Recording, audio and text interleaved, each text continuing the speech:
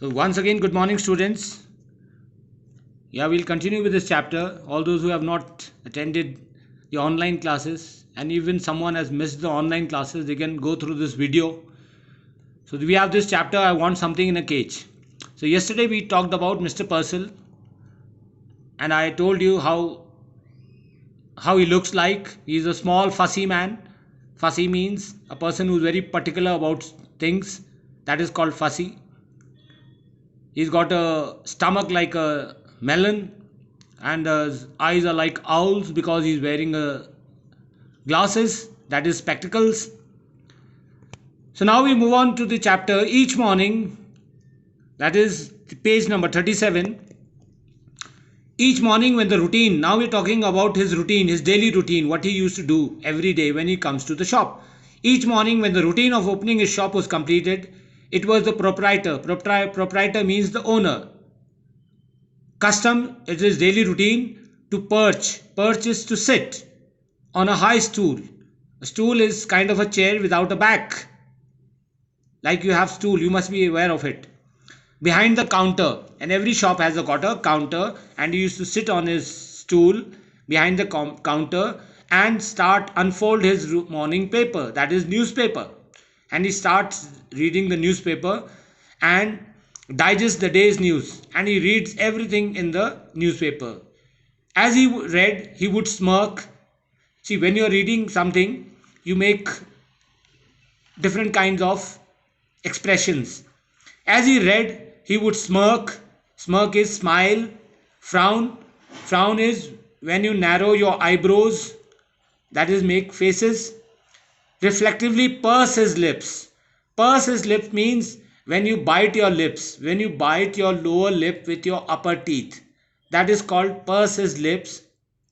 And knowingly lift his eyebrows. Nod. Nod is shaking your head in grave agreement. Grave is serious. So what I'm telling you is smirk is smile, frown is when you eyebrows, when you move your eyebrows and when you're thinking, and purse his lips is when you bite your lips. So as he is reading the newspaper, these are the different expressions which come to his face. He used to read everything, even advice to the lovelorn.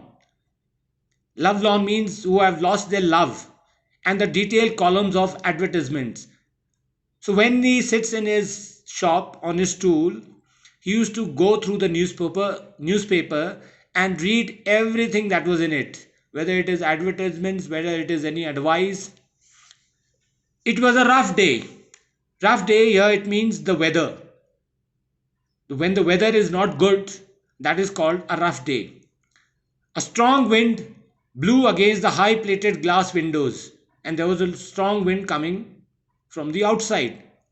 Smoke filmed the wintry cities. Smoke here means fog, mist. As you know, even in your town, even in Tehri, आपके शहर में, when it is winters, there is a lot of smog, there is a lot of fog, there is a lot of mist.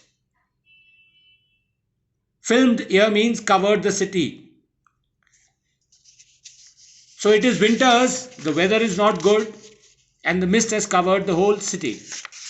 Moving on to the next page. The air was grey with thick frost. Frost, you know, pala, when the water freezes during winters, that is called frost. So the weather is not good, that is what we have understood. Till now what we have understood is his daily routine. He used to come to his shop, open his shop, sit on a stool, read the newspaper in detail and make different expressions with his face as he read different kinds of news. Having completed his usual task, Mr. Purcell again mounted the high stool and unfolded his morning paper. And again he used to start reading the paper. He adjusted his glasses. Glasses is here his specs, and glanced at the daily headlines. At the day's headline, that is newspaper headlines. Chirping and squeaking and mewing vibrated all around him, and there are again different kinds of sound because he's got a pet shop, and in his pet shop there are different kinds of animals, and these animals are making different kinds of sounds. Yet Mr. Purcell heard it no more than he would have heard the monotonous ticking of a familiar clock. But Mr. Purcell is not aware of these sounds. Why? because he is used to it. He listens to this sound day in and day out, every day. So for him, these sounds are not disturbing. It is like the clock, the sound of the clock, tick, tick, tick, which we are not normally not aware of because it is ticking the whole time. So there was a bell over the door that jingled. Jingled is the sound of the bell is called jingle. Jingle bell, jingle all the way. You must have heard that Christmas jingle. There was a bell over the door that jingled whenever customer entered. So there was a bell in the door, and whenever any customer entered, the bell used to make a jingling sound. This morning, however, for the first time, Mr. Purcell could recall, it failed to ring. But today, the customer came in, but the bell did not ring. Why? Because the weather is very bad and there's a lot of wind blowing outside.